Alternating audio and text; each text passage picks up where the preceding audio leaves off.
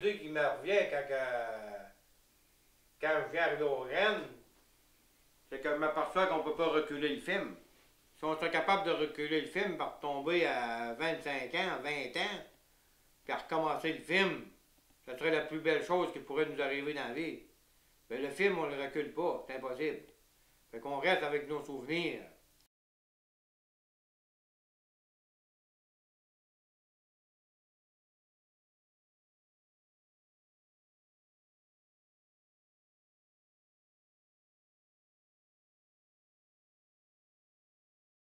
Quand vous passez sur les ponts, là, le pont Walter Girard, le pont de la rivière aux Graines, tout ça, Ouais, mais dans ce temps-là, il n'y avait pas de pont, là, ça arrivait aux Rennes. mais ça vous rappelle quand même des souvenirs à propos des rivières que vous traversez, je me dis. Ouais, mais il y a des ponts. À ça, il y a une route, puis il y a des ponts sur la route. Fait quand on trappait, moi, Gaston, à Rivière-aux-Graines, il y avait la rivière Chaloupe à traverser. La rivière Chaloupe, c'est une grosse rivière. On parle de quelle année, là? On parle, j'avais dans les années 68, 69, 70. Puis la rivière Chaloupe, il n'y avait pas de pont. Là. La rivière Chaloupe, ça n'existait pas, les ponts. Il n'y avait pas de pont sur la 138 non plus. Non, la route n'était pas faite, la route n'existait pas. On s'emmenait ici à pied. La rivière Chaloupe, jusqu'à la chute, pas loin des moulins, du moulin assis de Walter Bond, il y avait un gros arbre. Il avait jeté un gros arbre sur la tête de la chute, puis on traversait sur l'arbre, à pied. Oh. Puis quand il neigeait, ben l'arbre, quand il neigeait, ben l'arbre était glissant, fait qu'on s'assisait dessus. On s'en allait de l'autre bord tranquillement sur notre fond de culotte, sur l'arbre. Puis dessous, ben, c'était la rivière. Si tu tombais en bas, ben c'est. Mais quand t'es rendu de l'autre bord, t'étais content. T'étais content d'avoir traversé, il n'y a rien arrivé.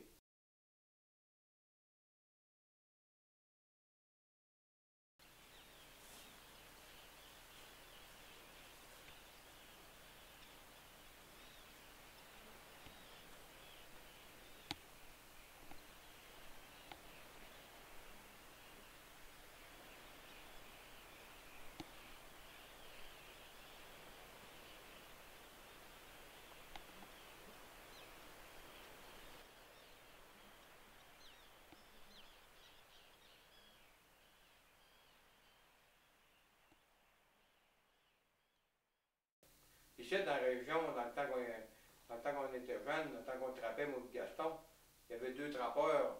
Il y en a un qui trappait à Manitou, qui se trouve à être à une couple de milles à l'ouest du site. Puis son frère était à Rivière-Chaloupe, une couple de milles à l'est du site. C'était deux frères, c'était deux bons trappeurs. Mais c'était des gros trappeurs Vous parlez des Landes. des bondes. Je parle de William Bond et Albert Bond.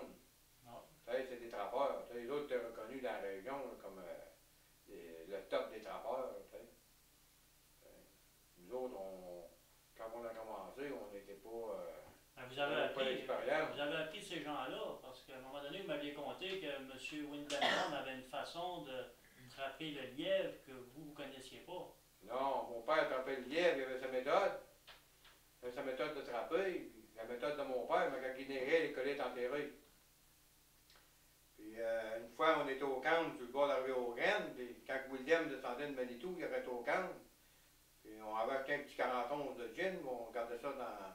C'était pas pour nous autres, c'était pour que quand William y arrêtait, on lui donnait un petit gin, puis il nous donnait des trucs. Puis Vous autres, vous en buviez l'autre, jamais. on ne buvait pas de gin, tu sais. L'autre, on trappait, on n'avait pas une fois de gin. Mais William y arrêtait pour se chauffer, il prenait un petit gin avec de l'eau chaude et du miel. Puis en même temps, ben, on l'écoutait pour avoir des trucs. Puis, on venait à bout d'avoir des renseignements.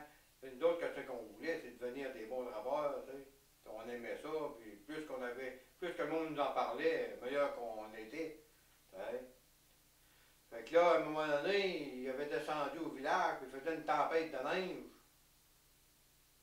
Fait que là, un coup qu'il était parti, un coup qu'il avait pris son petit gin, puis il était parti pour la rivière au tonnerre. Je lui dis à Gaston, je lui dis, avec la tempête de neige, je veux qu'il revienne. Le collet va t'enterrer, il n'aura pas pogné de lièvre ben. Fait qu'il revient 3-4 jours après, il va voir ses collets, puis quand il repasse au camp, si ma mémoire est bonne, il devait avoir une quarantaine de lièvres de prix. Je dis à Gaston, comment qu'il a fait pour pogner 40 lièvres? Il dit, il a neigé, puis les collets étaient enterrés. Puis ça nous fatiguait, tu sais. Il montait là, puis il neigeait, puis il y avait toujours des grosses quantités de lièvres. Puis à un moment donné, dans l'hiver, il a mouillé 3 jours de temps. Il a mouillé, puis ça a fait une croûte. On n'avait pas besoin de raquettes, on courait partout sur la croûte à travers du bois, puis ça calait pas pantoute. C'était glacé, glacé. Il avait mouillé 3 jours, ça a viré au gros frais. Puis il dit à Gaston, on va aller faire un tour. Tu sais. Parce que là, ça faisait pas de traces. Puis à ce temps-là, ben, s'ils surveillaient nos pistes, on va se faire chialer. Fait qu'on est parti, on est allé voir. Fait que là, on a vu sa méthode. Sa méthode, il s'est collé, là, comment il tombait de la neige, il n'avait pas de neige. En dessous des grosses branches, là. En dessous des arbres. En dessous des gros arbres. En dessous des gros arbres. Fait que là, ben, on s'est mis à faire pareil, mais il s'est aperçu qu'on avait changé notre méthode. Fait que là, il a dit, les jeunes devaient été faire un tour dans ma traîne. On disait non, non, non, mais il dit, continue pas de mentir. Il dit, je sais que j'avais été. Il dit, j'avais changé la manière d'étendre nos collets.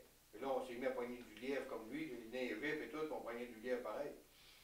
Et une journée, on est parti, moi et Gaston, du Cannes. On avait une traîne le long de la mer qui partait de Rivière-aux-Graines jusqu'à Manitou. Mais sur le bord de la mer, dans le bois, mais tu vois la mer, on voyait la mer. Fait qu'on était dans le bord du bois, on montait jusqu'à Rivière-Manitou. On avait étendu des collets, moi et Gaston, on avait arrangé ça, on mettait du boulot, pour les attirer. Et le lendemain matin, on est allé voir les collets, il y avait 62 lièvres de prix d'un collet. Ça a été la fois, la journée où on avait poigné le plus. Mais il y a d'autres histoires aussi. On a déjà été 19 jours dans une tempête, puis dans 19 jours, on n'avait pas poigné beaucoup, là, on avait poigné 50-60. Monsieur Alleman, quand vous étiez jeune, votre père, son travail, c'était quoi, lui? Mon père, quand il était jeune, était pêcheur de morue. Comme la plupart du monde de Rivière-aux-Graines, puis de Rivière-au-Tonnerre, à Drake, c'était des pêcheurs de morue dans le temps.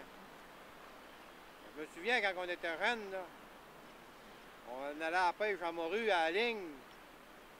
Puis 500 livres, 600 livres, 700, 800 livres. Il y a des journées, tu poignais 800 livres de morue à la ligne. Il y avait de la belle grosse morue, là. Pas de la petite morue d'aujourd'hui, il y avait de la belle grosse morue.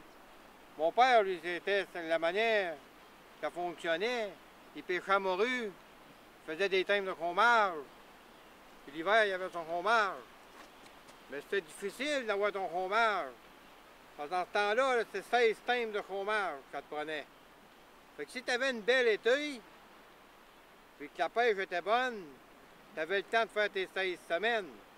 Mais s'il y a des semaines qui faisaient mauvais, puis que tu n'allais pas à la pêche, cette semaine-là, tu n'avais pas fait d'argent, puis tu n'avais pas de thème. Puis les semaines que tu faisais, les semaines que tu travaillais, puis que tu avais fait des bonnes pêches, tu avais un gros thème. Mais les semaines que tu allais à la pêche une journée, tu avais juste un petit thème. Puis ça en prenait 16 pour avoir ton fromage.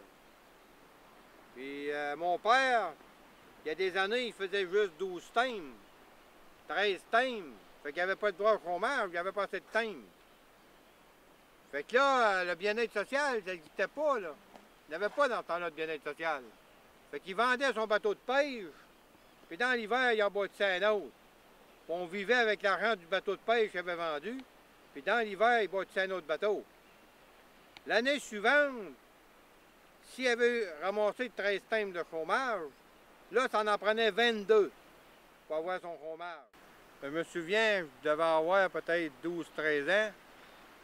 Puis la morue, c'était une année que la morue était rare à Rivière-au-Tonnerre. Puis là, les pêcheurs de Rivière-au-Tonnerre, plusieurs ensemble, mon père qui venait de Rivière-aux-Graines, il y en avait d'autres de Rivière-au-Tonnerre aussi, il y avait Vézina Duguay, Hippolyte Lapierre, Léard Lapierre, Edmond Lapierre. En tout cas, ils ont tous parti, puis on avait monté, on a dit on va aller pêcher dans le bout de la Rivière-aux-Graines. Dans ce temps-là, les bateaux, c'était des Saint-Force Acadia. Ça prenait une journée monter ici avec le bateau. Puis on avait pogné beaucoup de flétans aussi. Mais pas des gros, des flétans de 12, 15, 20 livres, on avait pogné plusieurs. Fait que mon père, le lendemain, la pêche était finie, il a fallu qu'on retourne à Rivière-au-Tonnerre. Mais il était content de son voyage. Il était content de son voyage, on a fait une bonne pêche.